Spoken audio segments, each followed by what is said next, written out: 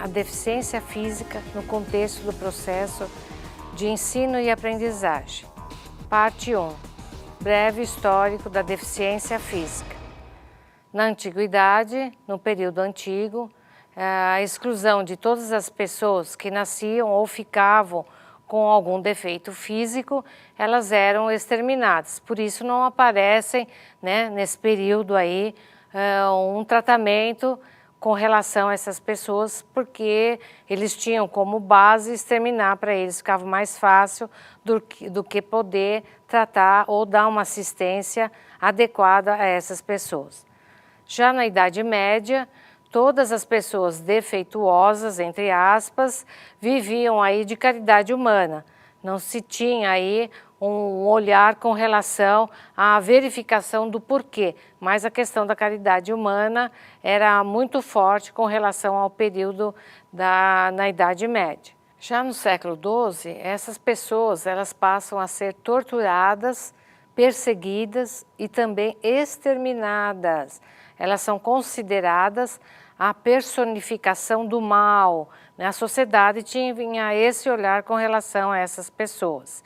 O direito à educação, que está prevista na Constituição Federal do Brasil, de 1988, no artigo 208, e também nos decretos e legislações educativas brasileiras. LDB, a Lei de Diretrizes e Base da Educação Nacional, Lei 9394/1996, ela enfatiza que a educação tem assumido um papel de destaque no cenário das políticas governamentais brasileiras, a partir dessa legislação, sobretudo quanto às propostas que revelam a intenção de garantir a educação para todos os cidadãos, inclusive os deficientes, sem dúvida nenhuma, estão contidos aí nessa determinação.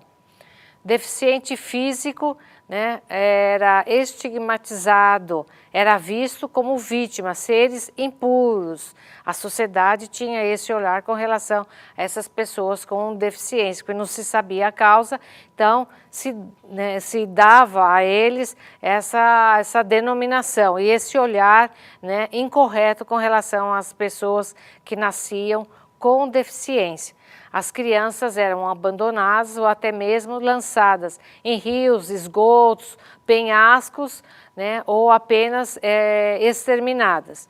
As que sobreviviam ficavam isoladas do convívio social. Elas eram escondidas para que ninguém tivesse o convívio e até para que não se falasse que naquela casa ou naquela família existia uma criança com determinada deficiência. Os termos deficiência, deficiente e necessidades especiais surgiram somente no século XX.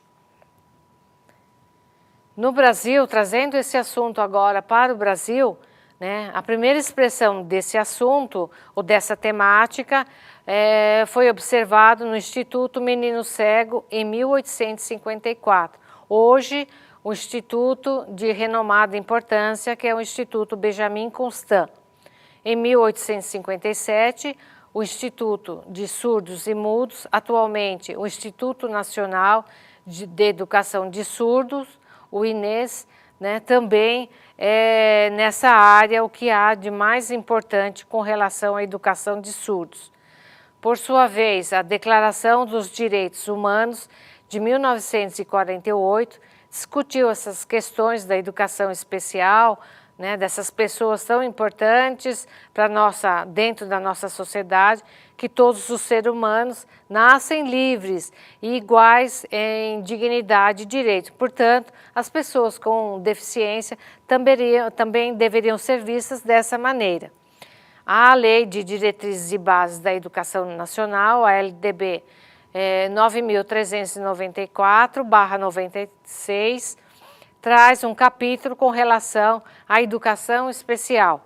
É a primeira LDB que tem um olhar mais apurado com relação à educação especial e assegura às pessoas com deficiência que os sistemas de ensino regular deve possibilitar ou possibilitem a todas as condições possíveis para que elas tenham aí um atendimento às necessidades especiais, por meio dos currículos elaborados de forma diferenciada, métodos para que essas pessoas, né, dependendo aí da sua deficiência, possam adquirir ou apreender o conhecimento de várias maneiras, técnicas, né, para que elas possam ter uma metodologia diferenciada, já que elas têm uma dificuldade com a deficiência na fala, na audição, enfim, para que essa metodologia seja diferenciada também.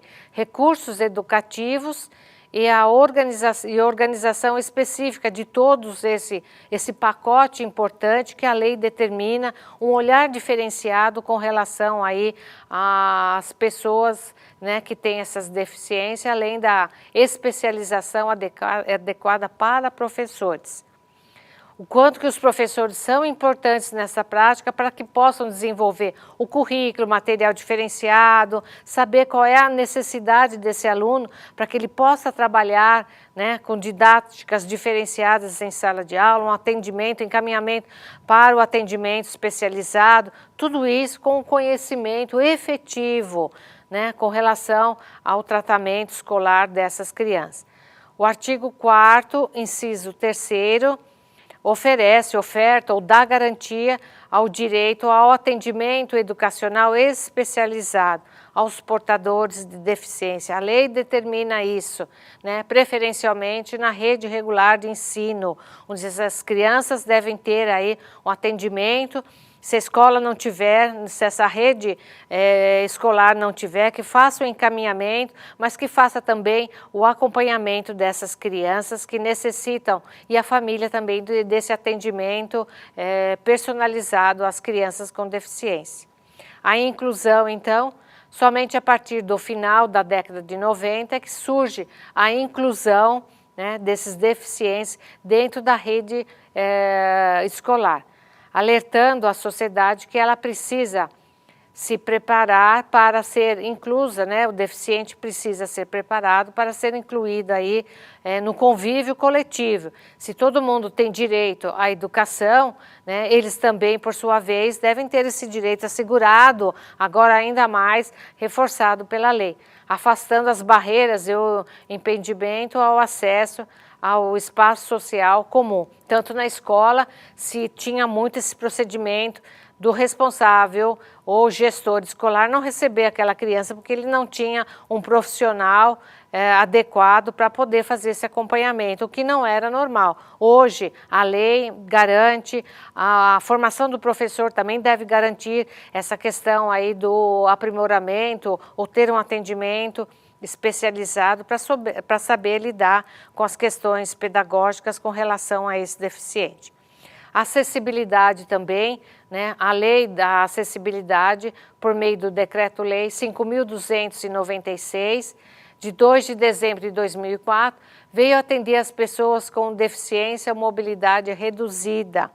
Regulamentos, projetos arquitetônicos, quando o engenheiro vai fazer projetos arquitetônicos, tem que pensar nessa pessoa também que faz parte da sociedade, né? As pessoas que têm mobilidade ou não, como é que a gente constrói uma rampa que vai dar aí acesso a pessoas com cadeira de rodas, enfim, toda a forma para que ela tenha acesso dentro da sociedade a tudo aquilo que nós temos direito também, porque são seres humanos, fazem parte de um contexto social e devem ter direitos adquiridos até por lei a esse acesso, né? A lei regulamenta, então, projetos arquitetônicos que esse arquiteto e esse engenheiro têm esse olhar, né, e o urbanístico com a finalidade de promover o acesso a todas as pessoas a esses espaços coletivos.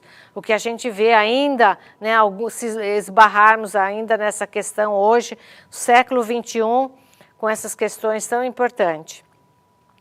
Acessibilidade à legislação, rotas de circulação, degraus ou escadas, pisos adequados para essas pessoas, sanitários e vestiários, mobiliários escolares, a carteira escolar ser adequada à criança que tem aí a cadeira de roda e outras questões também pertinentes a esse assunto.